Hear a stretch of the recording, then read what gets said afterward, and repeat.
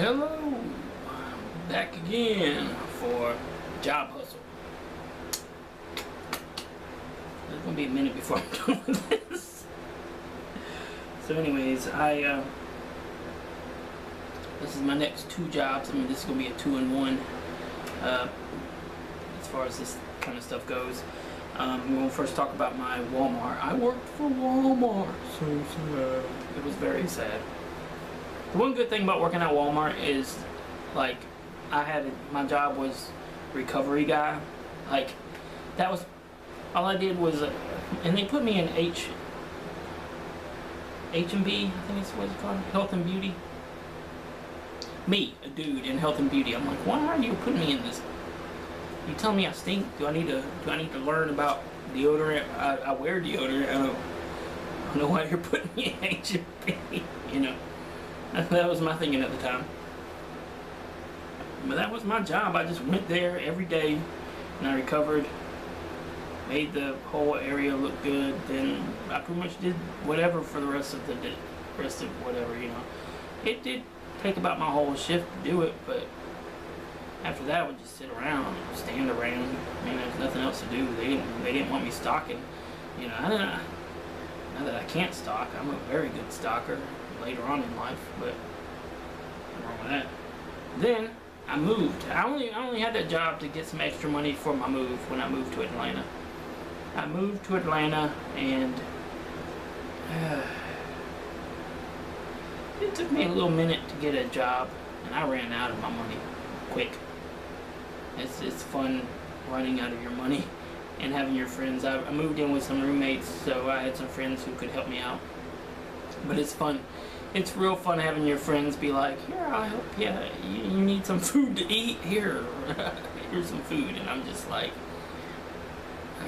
thank you. I don't know if I'm going to have a job soon or not, but that's what happened. You know, I found a job at this place called, it's kind of like the Mexican version of Subway, you know what I mean? Instead of Subway sandwiches, there's burritos and stuff like that. Like, because it's set up the same way. It has the whole line. It's kind of like, it's not a popular chain. I know what you're thinking. You're thinking, oh, no, this was a shop that only had like 2 restaurants in Atlanta. Like, it's not a big chain. But anyways, I was like the only. It was weird. I don't understand why. I felt like they were projecting onto me. I mean, they hired me, but there's a lot of weird stuff that happened that was like, why are y'all being like this to me, you know? Race-wise, like race tension and stuff like that. Because I was the only white dude. It was like me and like a black dude and like the rest were Mexicans. Like, everybody else was Mexican. I'm not complaining. Wasn't at all. They kept on calling me, I think it was Cuero. Pale was the meaning of the word. I don't know if that's that. Cuero. I know want. Quiero is want. I want. Quiero. So Cuero. Proper pronunciation. Probably right. I don't know. Something like that. This is at least 5+ years old that this situation. But anyways, here, let me just mouth up the extent of what happened. There's this one dude who couldn't speak a lick of English. There's only one guy, the boss, and one guy that could speak English. The rest of them straight Spanish, like they didn't know any English. But there's this one guy who would talk to me, not really talk to me, but he would like point things out and stuff like that. But he kept on jabbing me in the kidney with his finger. Like, he was trying to imply that, you know, like stabbing in my kidney or something like that. I don't know. And it got really bad. It got so bad that one Mexican dude who could actually speak English, who wasn't the boss, even told him, he was like, all right, you're kind of going too far with it. Like he gets the point. You know what I mean? Like, he gets what you're trying to do there. And I was sitting there like, thank you. What? why all the time I gotta walk around and have this guy, that one spot that, yes, I know that's a kill spot. So you could have a knife, you could kill me right now, sure, okay, whatever. Good God Almighty, I don't need to. It don't need to be an everyday thing, you know. Another time, I felt weird about this. This black dude came in, a customer, and he just started yelling all these racial slurs towards these Mexican guys.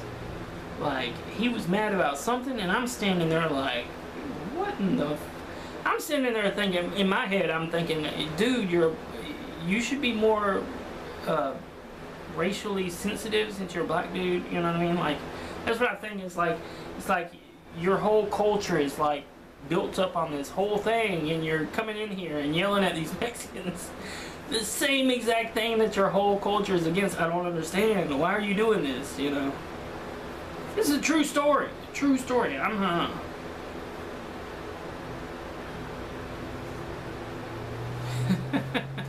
This has nothing to do with race. I don't know what this was. My boss,